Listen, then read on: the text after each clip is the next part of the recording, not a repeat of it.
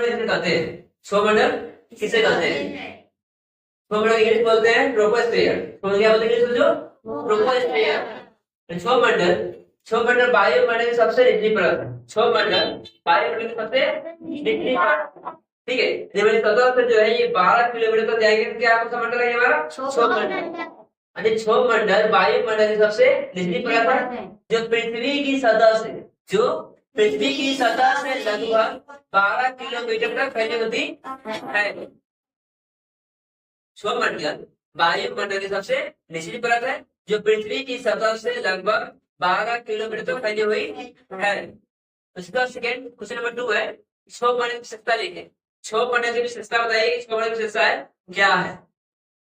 उधर लिखेंगे क्षोमंडल जो है यह परत हमारे जीवन के लिए, यह परत हमारे जीवन के लिए सबसे महत्वपूर्ण परत है। जो क्षोमंडल है वो हमारे जीवन के लिए बहुत ही महत्वपूर्ण है, इम्पोर्टेंट है। क्यों है? क्योंकि यहाँ पे जो है लगभग सभी गैसें होती है। क्षोमंडल पे लगभग सभी प्रकार की गैसें पाई जाती है और यहाँ पे हमारा जल वाष्प है, ठीक है। यहाँ सभी प्रकार के जल वाष्प पाए जाते हैं क्षोमंडल में, इसलिए जो है क्षोमंडल जीवन के लिए बहुत ही महत्वपूर्ण है।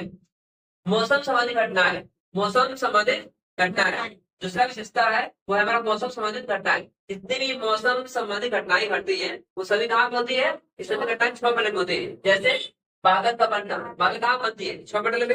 जितनी वर्षा होती है ये सभी क्षोमंडल में होता है। आंधी और तूफान कहाँ आता है? क्षोमंडल में। ये सभी जितनी घटनाएं घटती है ये सभी होती है क्षोमंडल में।